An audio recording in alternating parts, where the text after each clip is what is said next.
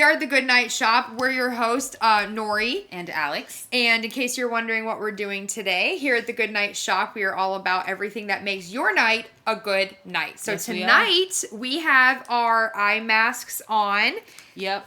And we are using the Dew of the Gods. Oh, so good. Dew.co. So good. These ones I like these ones because they come in a pre-packaged individual piece. And as we've mentioned on our previous episodes, Alex and I both travel for work. Yes. And so sometimes the eye mask patches come in containers where it's a whole container. Mm-hmm. And you have to take the whole thing with you. So these are nice because they're little travel packet sizes that you can just grab and go. I always keep a few in my travel bag. Same. Yeah.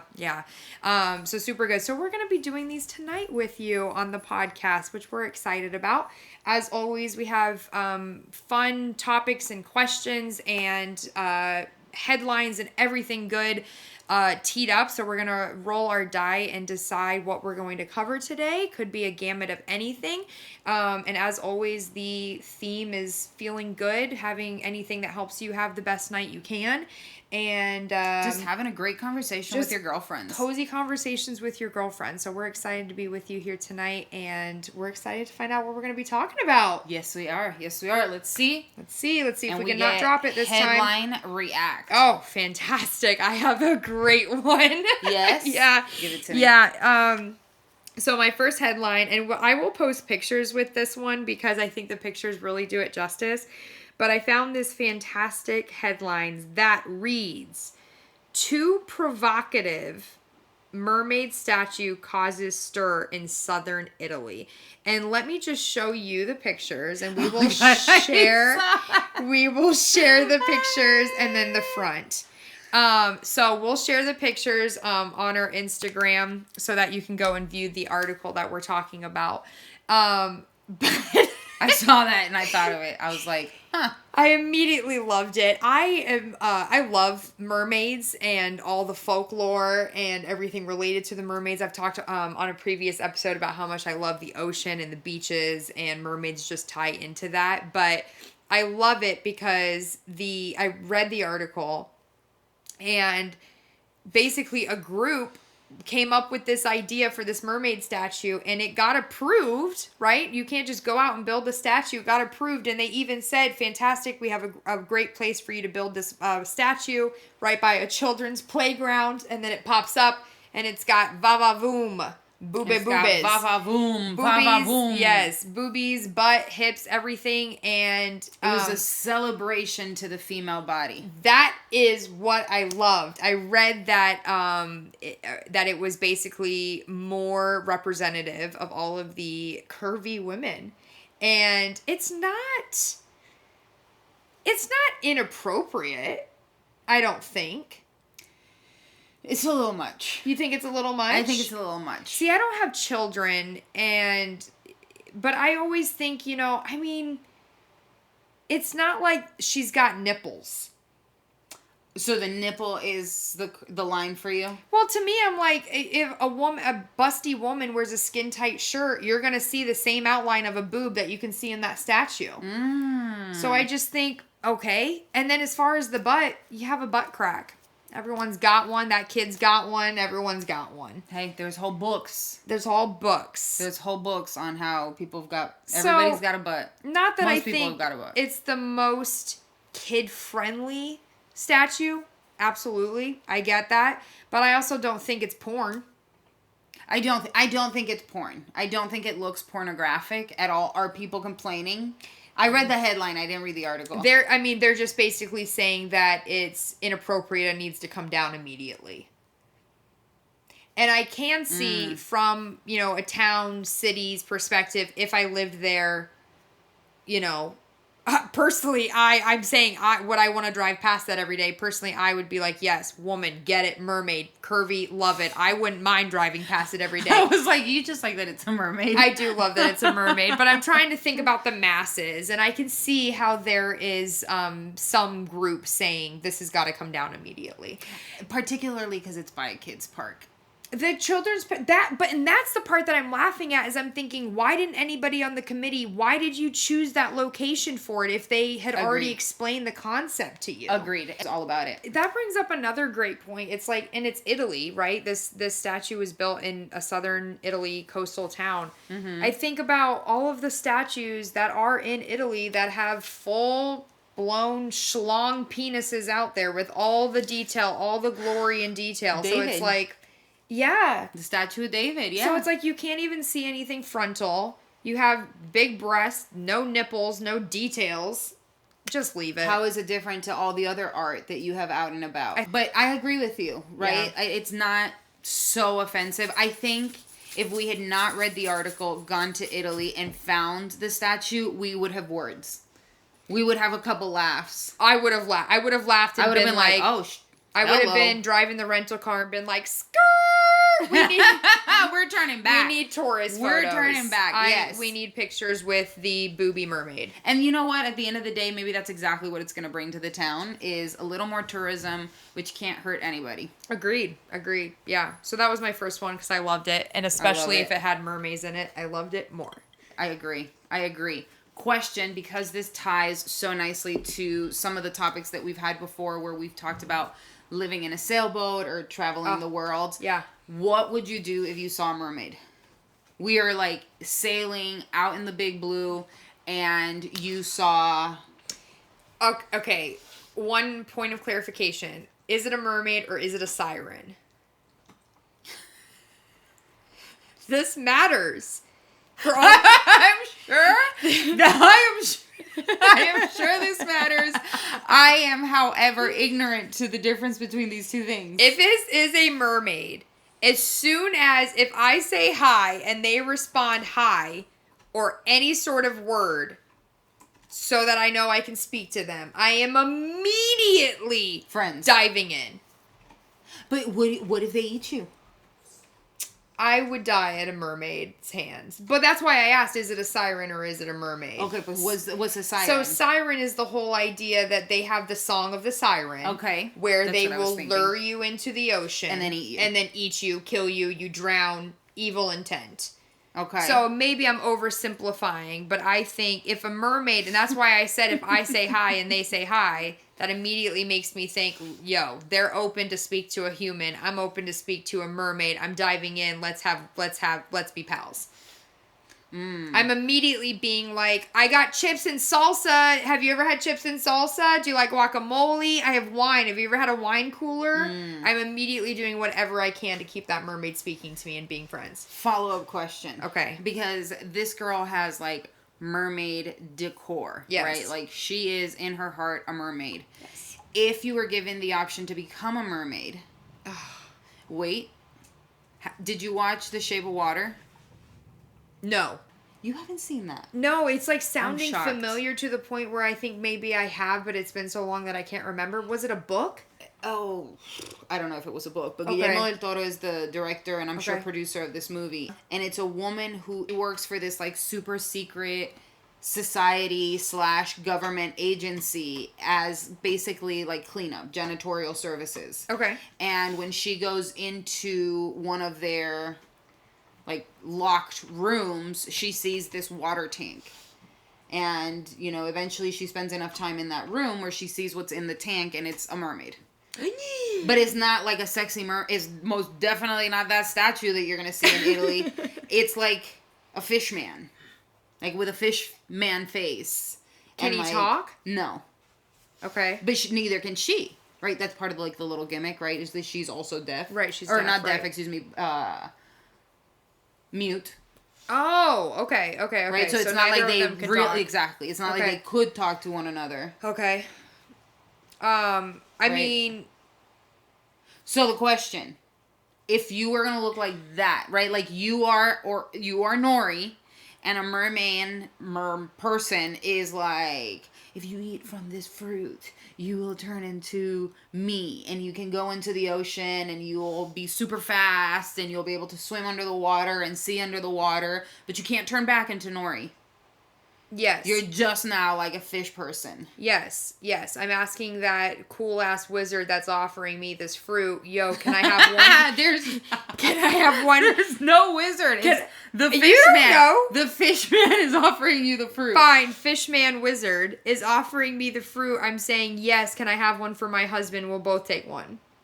So you want D to come with you? I would want D to come with me. We're gonna get an answer from the background. D, are you taking this fruit? Ooh, tough choice. But Even if I take it, you're taking the choice out of my hands with that. that's okay. Oh snap! Like you know, you gotta be like, because of course I go with you. But That's what I mean. So we're both taking them. Yes. but if it's just me, yeah, I'd still take it. Okay, so official answer was yes, he would take it if it was just him, and yes, he would take it if we could take it together. And I would take it if we could take it together. I like it. Yeah, I like absolutely. Even if we changed appearance, everything else, yes, absolutely. To be honest, even if I could just take something and permanently turn into a fish, same idea, really. Is it though? I mean, I would rather be a mermaid if we're having rankings here. Okay. And real looking, but aerial looking mermaid. Even more. Yeah. I mean, I already have my fin and top aesthetic picked out mentally. Yes, I love it. Yes, and you know, my hair looks fabulous in the ocean. You know, so love the confidence. Yeah, it looks great. You know, the water, the moisture, it's good for my skin. It's fantastic. It's a win-win-win. It's a win-win-win. That salt water, probably great to get rid of all my stuffs. Right. My face would clear up. I'm manifesting that for my mermaid self. But yeah, absolutely. I mean, do I, in my deepest soul, hope that mermaids and Atlantis-esque King Triton underwater castle exist? Yes. God, please. Absolutely. I hope that all exists. Absolutely. I love it. And I would join if I could. What about you? Girl, I have no idea. I think if I looked like Ariel and remained somewhat human, Yeah. I think I'd be down. Okay. I think I would have a little bit of a harder time digesting, right? Because now not only am I no longer human and everything I know and everything I've learned goes out the window, but now I am literally a different, I mean, I guess technically speaking, I would also be a different species as an aerial looking mermaid. Right. Right? Right. Yeah, different species. I think that's the other thing too, is like, can you communicate with your fellow mermaids? I would imagine blue whales talk to one another. Right, that's what I think too. It's And like dolphins. I think I'd still find my my merm people that I can communicate with and find my own community down there, and absolutely I would do it. Absolutely. There you go. Yeah. Yeah. There you go. Would you turn into a mermaid? Oh my gosh, I know. I would love to hear if I'm the outlier here. I think most people would be like, I get an out of this life, done. Right. No kidding. No kidding. If you could leave all the surface bullshit behind, knowing King Triton has some drama going on. Legit, what I was just about to say. Can you Yes. imagine you become a mermaid and they're like, well, now you're going to be an admin. Right. For Triton. Right. And you're like, wait, what? Right. You work 9 to 9. You clock in and you clock out. I'd be like, where's the nearest shark? Somebody has to shovel the seahorse poop, you know? Right? Yeah. Yeah, it's right. It's a lot of questions. I'd want to ask some follow-up questions to that I think that's person. valid. Like, could I visit this Atlantis underwater city before I commit? Exactly. That's where Ariel went wrong.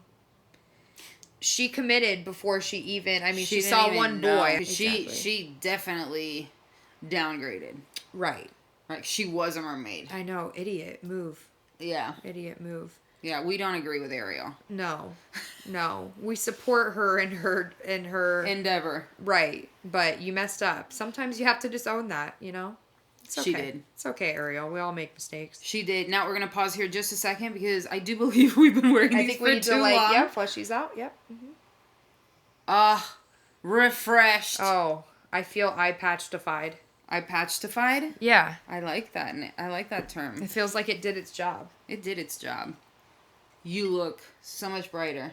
So my headline made me laugh. When I saw it, I was like, of course. Okay. Of course.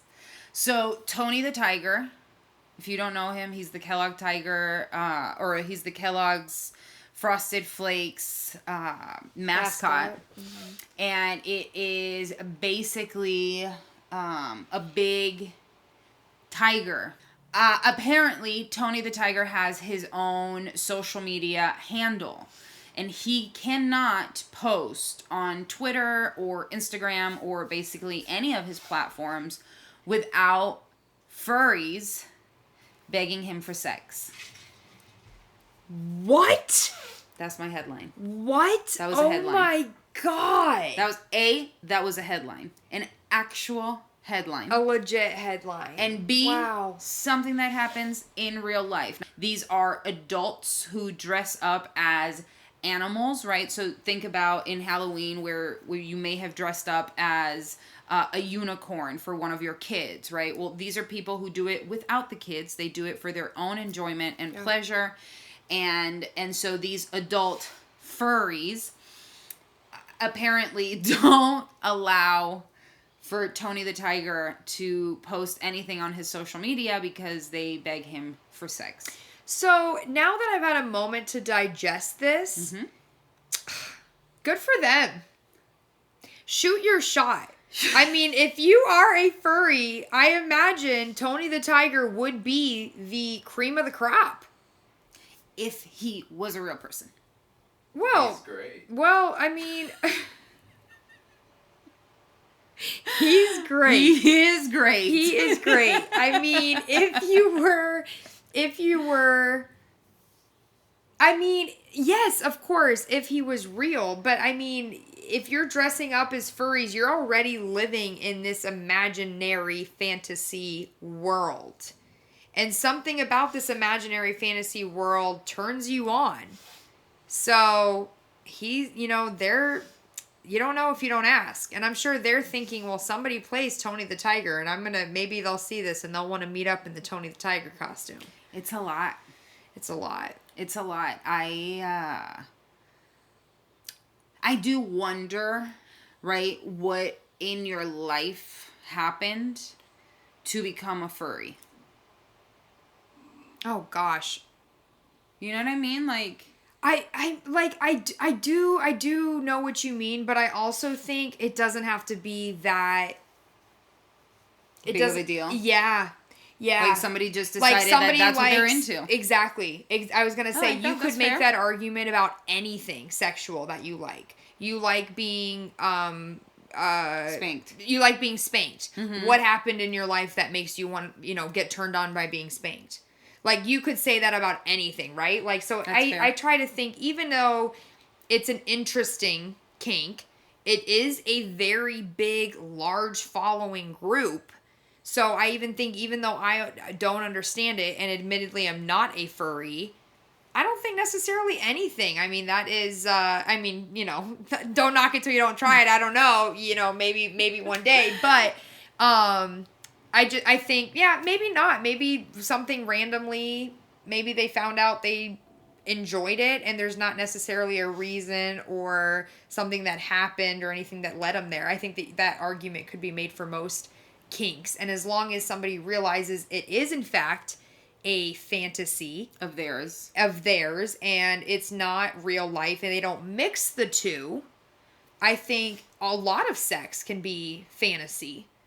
Okay. Right? I mean, a lot of people have like these fantasies that they're embarrassed about and everything. And it's like, well, as long as you have a partner you can communicate that with and you are going through that and both of you, again, acknowledge and realize this is a fantasy, this is fake, this is not real life, then you're not hurting anybody. Both parties or all 10 parties or however many people are in this furry party are in agreement, then to each its own. To each its own. Hey. And again, you're having a furry orgy and Tony the Tiger shows up, he's those the most bitches popular. are excited. Yes. So, Yeah. But I am wondering, with this headline, does this prevent Tony the Tiger from posting? That's what it sounded like, right? Where the whoever the personality behind Tony the Tiger on social media is having a hard time posting, because anytime they post, the overwhelming majority of the attention they receive is from these furries being, I mean, maybe there's a support group for like him and Elmo.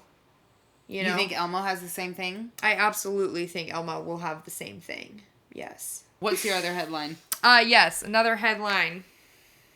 I'm trying to remember if mine were even as the rest of mine. Oh my gosh, this other one, not as funny. Pretty funny, but not as funny.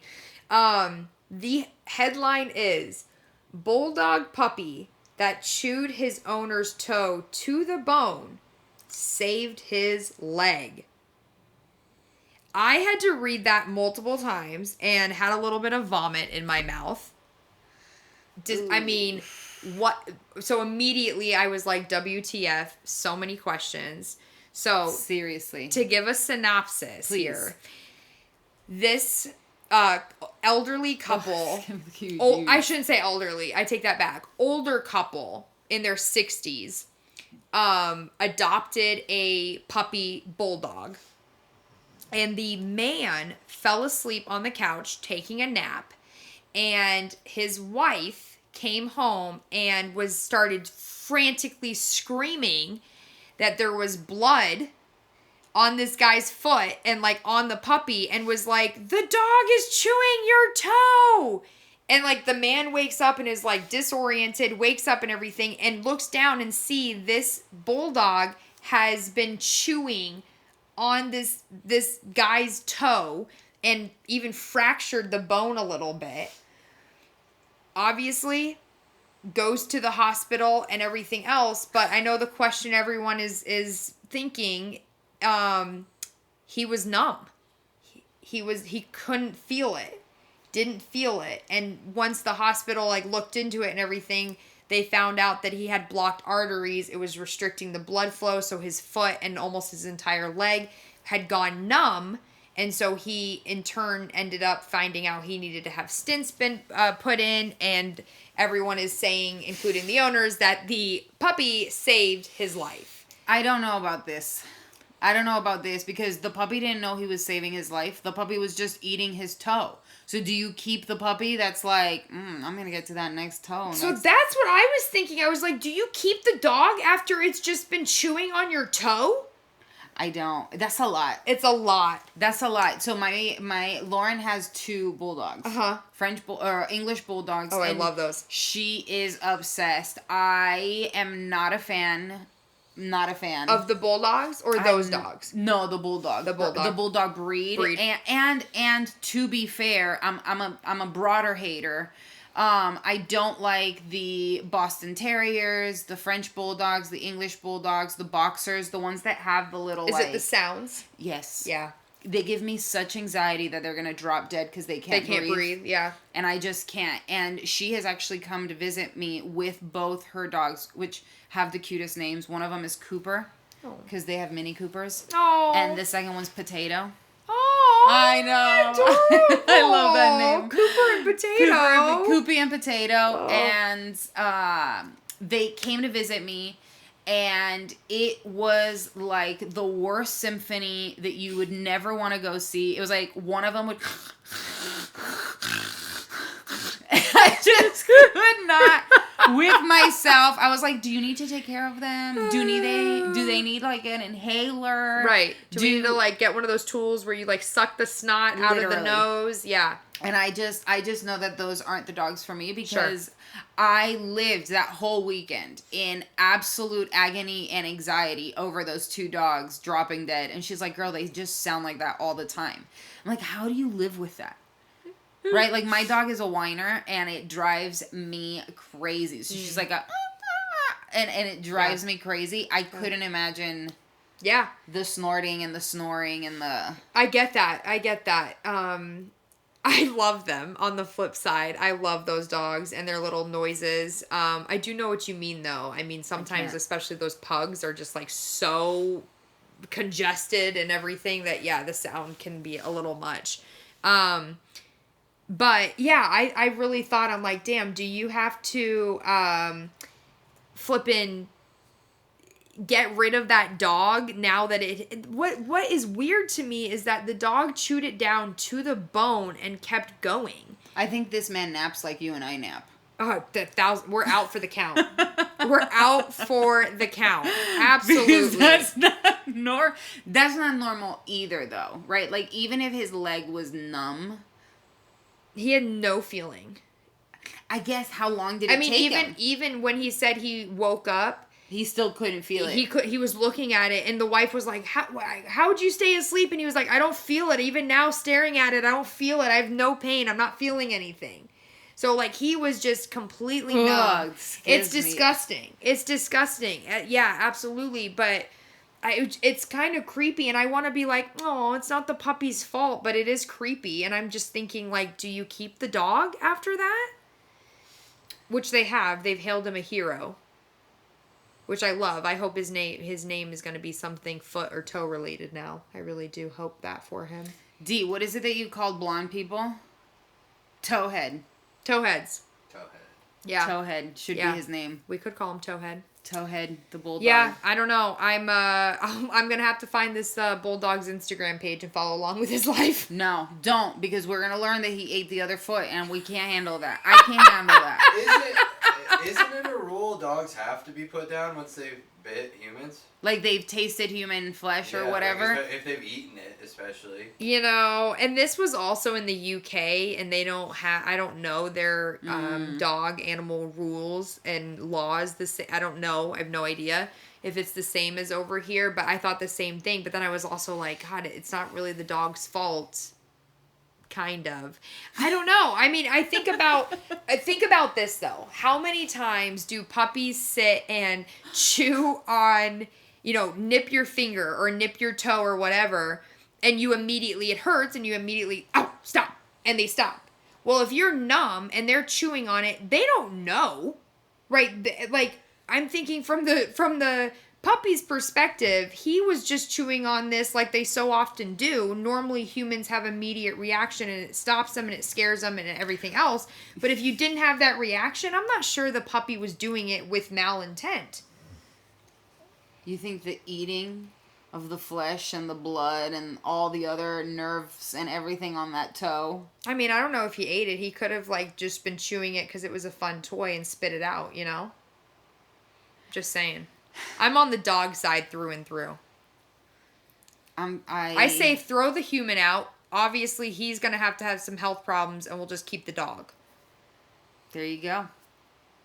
My opinion. Her 2 cents on that. Stamped, sealed, delivered. Stamped, sealed, delivered. Poor little Towhead. Without a toe. I hope Towhead is surviving out there. I'm going to get him a toe. I'm going to get him like a chew toy. That's a you toe. Should get him a foot. Like the Halloween foot. Yes. Feet. Have the bone out. Exactly. Oh, Towhead would love that. Do you think the man with the missing toe has heard all the jokes? He's heard all the jokes, but that's the thing too. Like, they were able to save his toe. So it's like, I don't know if he just nipped the tip of his toe to the point where it bled and got down to the bone, but I don't think he ate the entire toe. I'm just imagining him zombie dog. I can't, zombie dog. Yeah. I can't. Yeah. The article didn't make it sound like that, but yeah. Let's move on.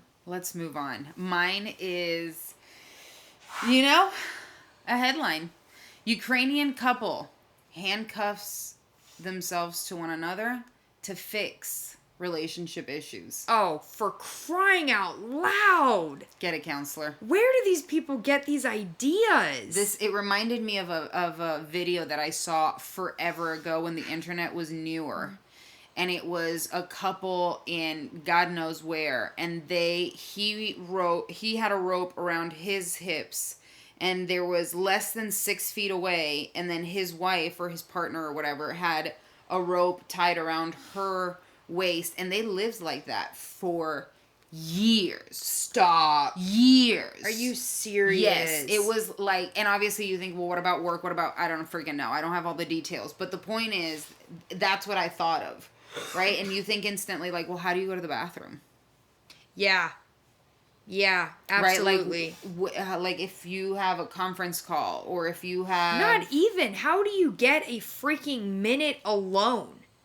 Right? Like, I think the first thing I think of immediately is that so often, like, I think when you get married or you move in or you get into a relationship even, there's this incorrect idea that you are supposed to want to spend 100% of your time with that person. Agreed. So I think that's like the very first issue. I think it's not healthy or human natural for you as a human to want to spend 100% of your time with another person, no matter how much you love them, care about them.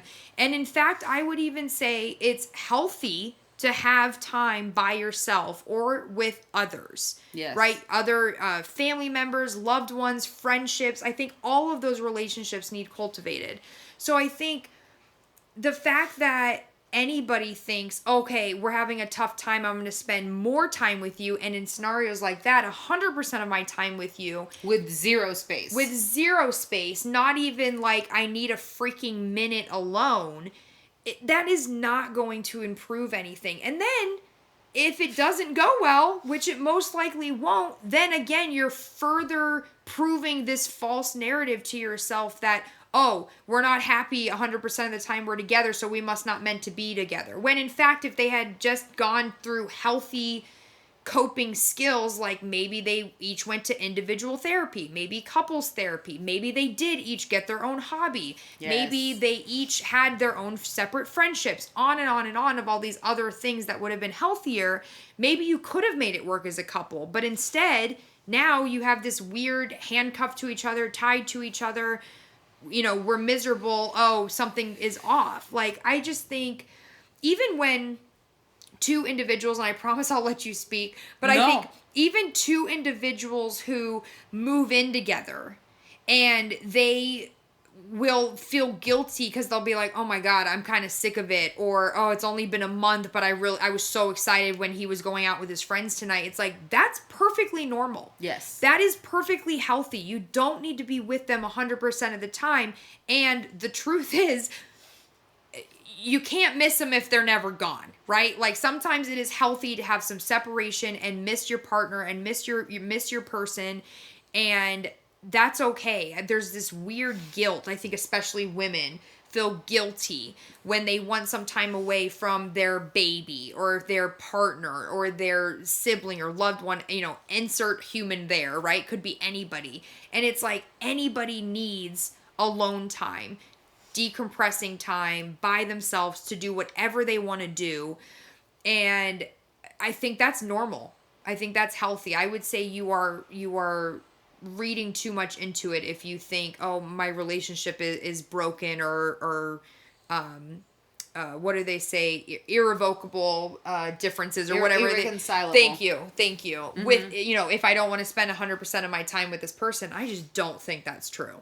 I don't either. I also want to know, was it both their ideas where it was like, you know, if we just spent a little more time together or no time apart, things are going to get better. Yeah. Like, that sounds like some codependency, and that is not a good thing. This idea that we are both halves of one whole is a misleading, harmful idea, because you are your own person and you meet somebody else who is their own person, and the idea is you are meant to help one another get through life. You're not supposed to complete one another in this life. Exactly. That's what they always say about how they, meaning therapists and mental health professionals, the people, will say about how important it is to be comfortable and happy and being able to just have love for yourself before you can have any for others.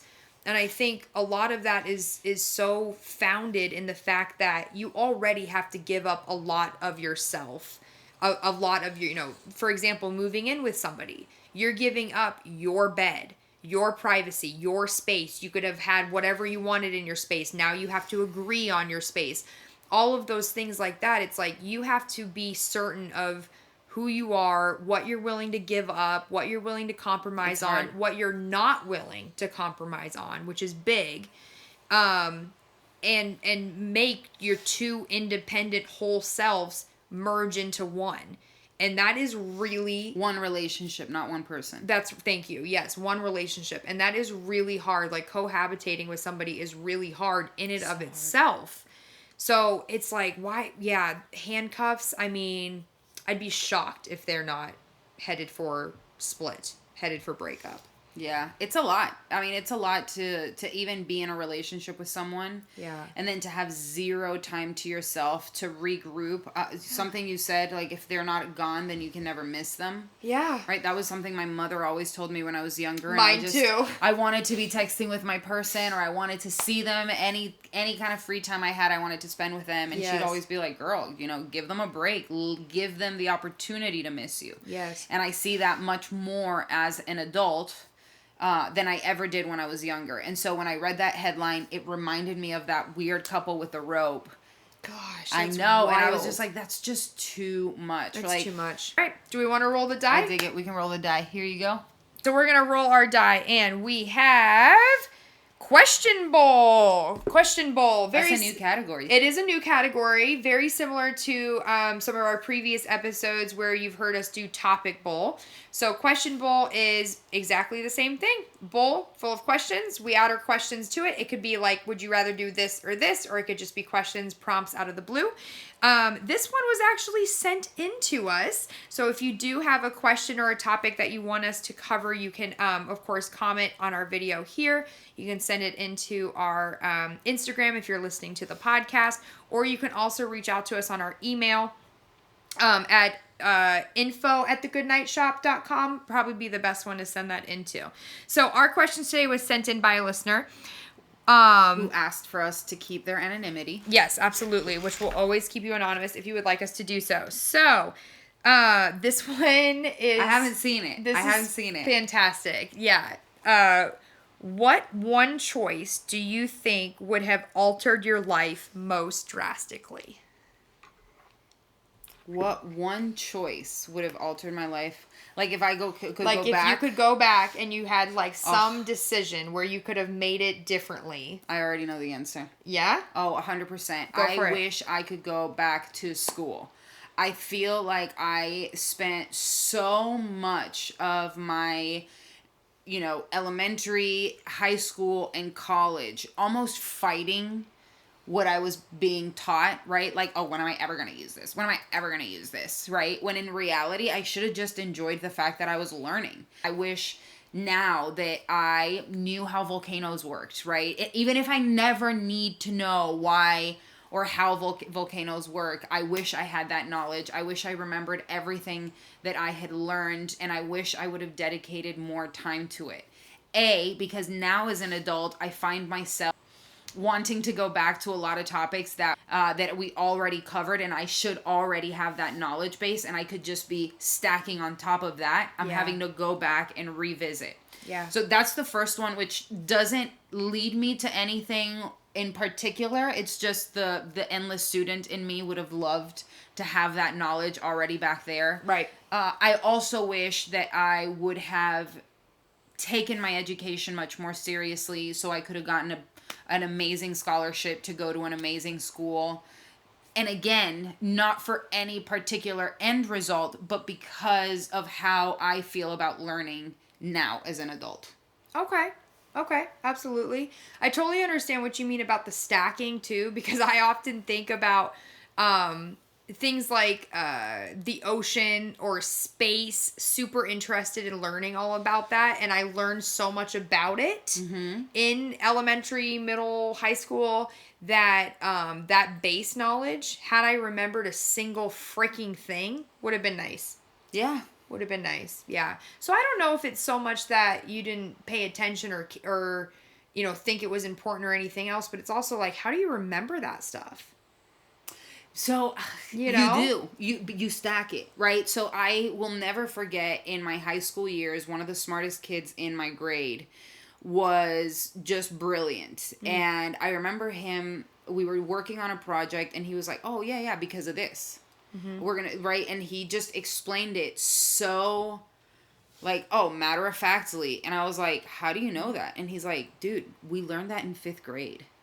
Right? And we were like juniors or seniors in high school. And so he, I believe, learned that way, right? Like he didn't just, and again, just to use this ridiculous example, but he didn't just learn how and why volcanoes are the way they are, but then everything else that he learned about natural sciences, he continued to stack on top of that knowledge. So he didn't forget about the volcanoes and then start learning about tectonic plates and earthquakes and so on and so forth. Like he stacked it all up with it, like in it of each other. Sure. So that when he thinks about natural sciences, he thinks of it as a whole thing, as opposed to individual little lessons. Okay. Right? Okay. And so when he was a senior, like he remembered. Now, I do think this guy was a brain. Of course. But in addition to that, I think that he did implement his learning that way, where he learned by stacking his knowledge. Okay. For me, I think about I was 22 and I had a job offer for a competitor. Ooh, okay. Based out of Scottsdale, Arizona, and me and my now husband, just kidding, we've been freaking together married so long, I think we were already married at this time, actually, by 22, because we also got married when we were bebés. So, we were already married. So, I got this job offer for a competitor in Scottsdale, Arizona, and they, to move there, got my offer letter, everything else, was so excited for this job, and flew out to Arizona to interview, to view the company, to walk around the campus, called my parents, let them know we were moving to Arizona, called my husband's family, let them know we were moving to Arizona, and something in me told me not to sign the offer letter. Something in me. And to be clear, I hated my current position. I loved my company, but hated my current position. I was so burnt out. It was a phone site job. And so for anybody who has worked in the phone site or does now. Of any industry, anywhere, that burnout feeling that I'm talking about, where you're just like, I don't know how many more calls I have left in me to take, right? And I was answering the 1-800 number for this company at the time. Like, that was my role. And so it was just, any and everything, but mostly 80-year-olds who didn't know how to use the website. Oh my God. So something in me told me not to sign this letter.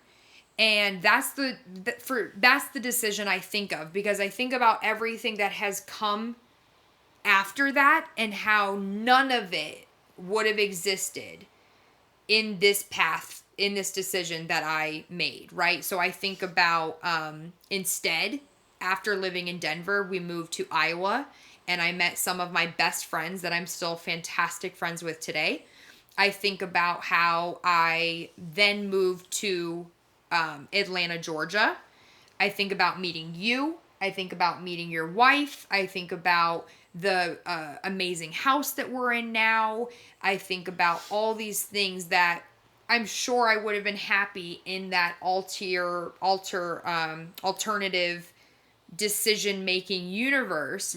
But I think about how drastically different mine and Donovan's lives would have been. And even one step of that, I think about 2 of my dogs.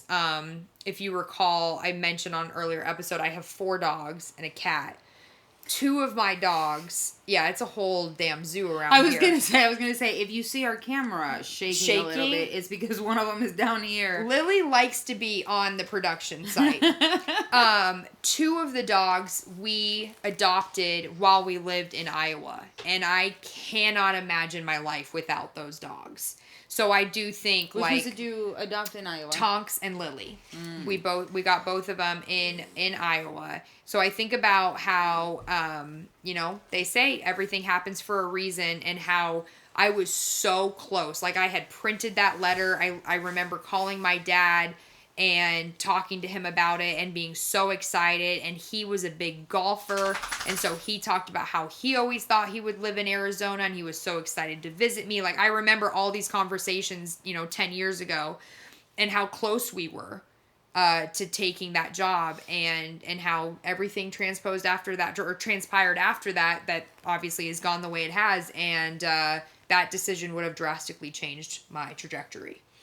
Is there anything in particular that made you not want to take that role? Oh, thank you so much for asking. This is a whole nother 3-hour episode I could go into, but my gut.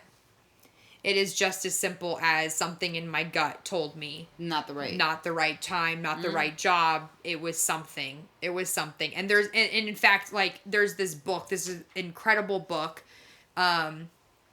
called Trust Your Gut.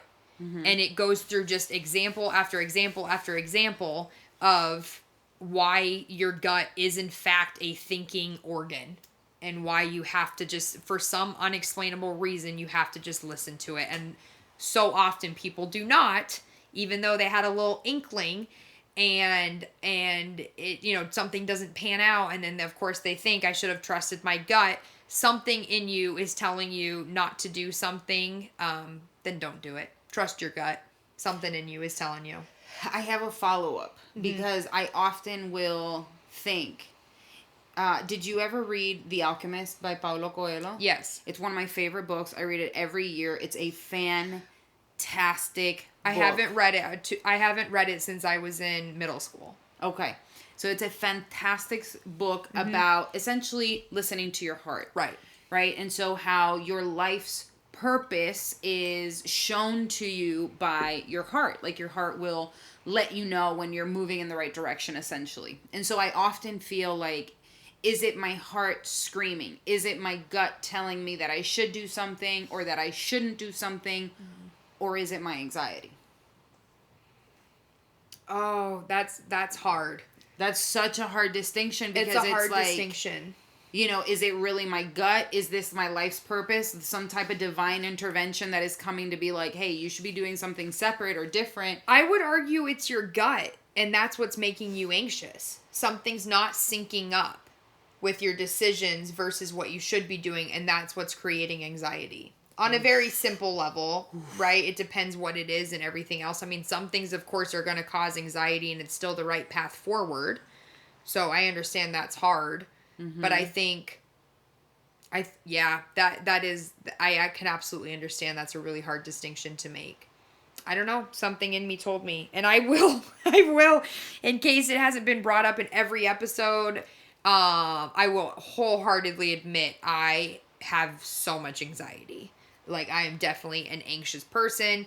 I create whole scenarios in my head and then have a come to moment where I'm like, does any of this even exist? Or have I just like created this stuff to be anxious about? None of this is even real, which is often the case. Well, but even after you didn't take that job, you went to Idaho and then you went to Atlanta. And so you have continued growing your career, which is in and of itself a nerve-wracking. I was going to say, right? It was one of those situations where I didn't take it, and making that phone call, I was so anxious the whole time that I was making the wrong decision, right? I questioned my decision the whole time. So it's one of those things where I just took that leap of faith. I just decided to trust my gut, and I'm not sure I can pinpoint why. Sometimes it works out. But I'm glad I did. I read or I listened to a little Instagram reel recently where this yogi was saying that people spend too much time thinking about the past because they think that there is something to learn about the past, right? And in the interview, the person that was interviewing him asked something about fate and free will, right? And the yogi's response was, we spend way too much time thinking about the past and not enough about the future. Yeah. When in reality, our past is our destiny, because it can't be changed.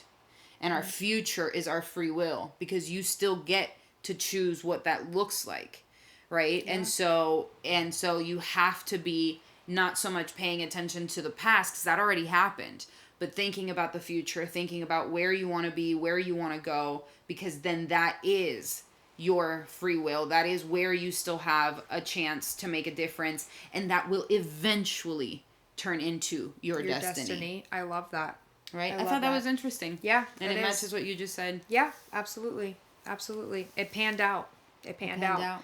It all led here. I love the argument too, or not the argument, but the idea that I wonder, had I taken that job, would I have still ended up in Atlanta? Would I have still ended up meeting you? Would I have still, you know what I mean? Like, it's a big question mark, though. Big question mark. Without an answer, that doesn't matter. Because we made it. Because we made it. We're here. We made it. Yeah. It's interesting. You ready for my question?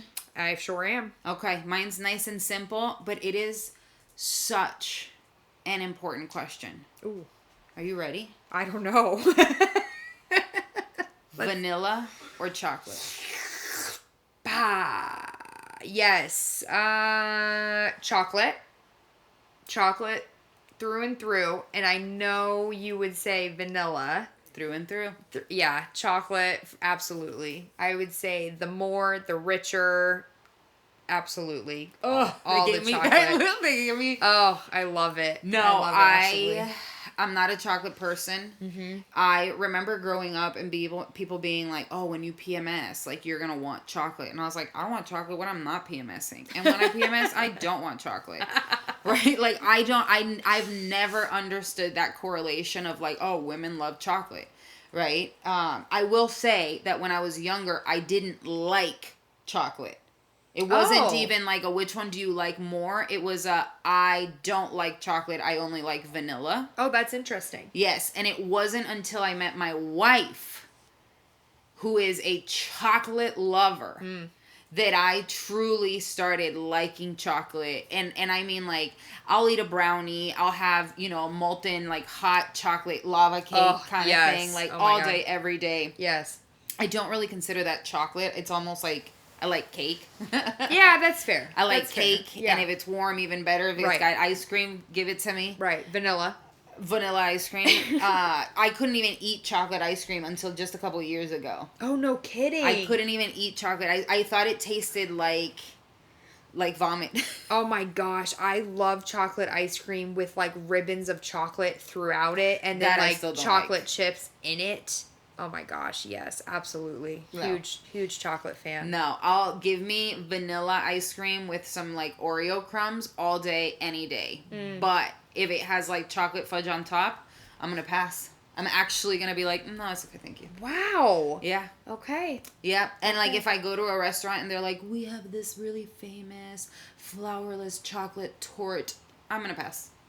Still to this day, I'm going to pass. Oh, God. But you give me, like, a Boston cream. You give me, like, some kind of, like fresh vanilla cream. Some whipped cream. You're all about that, huh? Oh, yeah. Give me profiteroles or, like, cream puffs, right? Oh, yeah. No.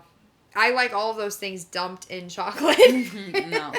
No. In fact, I'm the type of person who, if you were like, oh, I'm going to bake some chocolate chip cookies from scratch, I would actually ask you to keep a part of the batch with less chocolate chips. Oh, that's wild. Yeah. My wife's aunt makes these fantastic chocolate chip cookies, and when we go to visit, I'll eat the surrounding cookie part and then give her the middle part with all the chocolate chips. Oh my gosh. Yeah. So what's your favorite dessert? That's a hard question. Yeah, it is, isn't it? Because it depends on the mood. It depends on who's making it. Is it homemade? Exactly. Yeah, all the questions. Exactly. But if I was going to have a chocolate dessert and I had to choose, I would 100% go with something like a chocolate souffle with either a vanilla cream insert with like a raspberry sorbet side. Okay, fantastic. What's your favorite dessert? I mean like a molten chocolate cake would definitely be up there. It's hard. I mean, it would definitely be something chocolate, but yeah, I don't know if I have a favorite. That's a hard question. It's a hard question, but I do love all the like hot, gooey chocolate-ness covered like over already a chocolate dessert, I like it. Yeah. I like it. I like a creme brulee. Oh, I love a creme brulee. Cream puffs I'm a big sucker for like eclairs, cream puffs, or profiteroles. I don't know what they're called in English, but mil hojas. It's I don't know. I actually don't know if it's puff pastry or phyllo dough, but it's thin layers, cream, thin layers, cream, thin layers, and then they usually have like a dulce de leche over it. Oh, yum! Oh my gosh. I don't care how many calories that has. If there is a good looking one and I'm at a bakery, I'm having one. There's a French bakery here in Atlanta that I'll take you to that has fantastic eclairs that are phenomenal. So, for what it's worth. But yeah, absolutely. I love all the chocolate. Absolutely a chocolate fan. I know. Recently, the four of us went to Mexico, and I discovered probably one of my greatest loves for the rest of my life, which is Mexican vanilla. Oh, which is next level vanilla. Next level vanilla. And I know that if you have spent any time baking or cooking, you may have heard that there's like Madagascar vanilla and there's like, Vietnamese cinnamon and so on and so forth. And you may have thought to yourself like, ugh, how different could it be? Oh my God, I don't know about those other two, but Mexican vanilla is where it's at. She's thinking about going to Mexico again. Hopefully I'm joining, but she's thinking of going to Mexico again soon. And I legitimately was like, I will pay you to bring me some Mexican vanilla. That's right. Yeah, I won't miss the vanilla for you. It is out of control. My mother-in-law gave me one of the best sugar cookie recipes that I have ever had in my whole life. It's a shortbread cookie, and we have been making it for years. And then I made it with this Mexican vanilla. Oh, and you noticed a big difference? Out of control. Oh, it was like a that. game changer. I called my mother-in-law and I was like, I brought you some Mexican vanilla. What? Bring me these cookies. Oh, done. Yeah. Yeah, they're fantastic. Oh, they sound fantastic. They are fantastic. Oh my gosh. Okay, I'll bring you the vanilla. You bring me the cookies. It'll work out. It'll work out. Yeah. Deal. That sounds Hopefully phenomenal. we're going to Mexico and I'll buy myself vanilla. That's right. I hope so. Yeah. I hope so. Yeah. Because I wonder if they limit our bottles. I actually thought that. I was like, were we supposed to bring that back? Yeah. How many? But you are. I mean, they sell it. With the intention of you taking it back. Yeah. Exactly. Right. And you go through customs and stuff, and they don't stop you with like, what's that liquid in your bag? Oh my gosh. Not too long ago at the airport, there was this older group of women, definitely 60s, 70s. Oh, okay. Ladies. Okay. Maybe even late 70s. But they were hilarious. They were Southern, very Southern. And they were going through TSA when I was at the airport, and they had just come back from Mexico, and they were catching a connecting flight. So you know how you have to like recheck your bag and go through TSA and everything else. And so TSA pulls them over, and sure enough, one by one, right? They go to the first one, they pull out a bag, and it's a bag of all this vanilla, Mexican vanilla. And the commentary was hilarious. But finally, they get to the third one, and she's like, oh, boy, if you just let me go, I'll bring you back the best damn cookies you've ever had. She ain't wrong. It was so funny. And like they were getting like more worked up as each of them, because I'm sure they thought, I hope one of us makes it through with the vanilla. Did they take the vanilla from them? Yes, and they even said, they're like, well, you can go and recheck your bag with the vanilla in it. Like, you just can't carry it on. Oh, because it was too many big. ounces. Yes, yeah. It was too big. And they were like, they were too behind. Like, they didn't have time to go and recheck their bags and everything else. So they had to just give it up, and they were pissed. Oh my God. I do hate, as somebody who travels a lot, I do hate that. Hate when I not forget, but like I think, oh, this is just empty enough, or this is just gonna be like right there in the cusp, and they're gonna let me. Yeah. And then you get a TSA that's like, no. I remember I bought this nice perfume, expensive perfume, And she was like, we're going to have to toss it if you don't want to check your bag. And I was like, that's a $200 perfume. I was like, can you take it? Yeah. And she was like, I'm not going to lose my job. And then she tossed it. And I was like, oh my gosh, that's what's so hard about it is like you want to be able to tell them like, look, woman to woman, I'm not doing anything. You know what this is, right? Yes. But it's like, okay, everyone's doing their job and everything and you know that they hear that all the time. All the time. There's no excuse you're going to come up with that's right. They haven't heard and that is going to get you a pass. That's right. And of course, if somebody was trying to do something, they would have the exact same excuses. Exactly. So, to be fair, but that doesn't mean I still hate you for taking away grandma's Mexican vanilla. I'm still mad about my perfume. Yeah, see? There you go. We don't love you, TSA. We do love you, TSA, for keeping us safe, but I'm mad at my perfume. But not in those moments. Yeah, exactly. Not in those moments. Yeah. Exactly. Well, hopefully we brought some joy to your good night. Yes. And we enjoyed spending some time with you. We had some good topics today. Still loving the mermaids. But we will be back with you next week with some more topics or questions or headlines or advice. If you do want to send us anything that you want our advice on, you can reach out to us at advice@thegoodnightshop.com. Make sure you like, subscribe, and follow along to see more of our future episodes and more of our adventures. And we hope you have a fantastic rest of your good night. Absolutely. Thank you so much for being with us. Have a great night. Bye.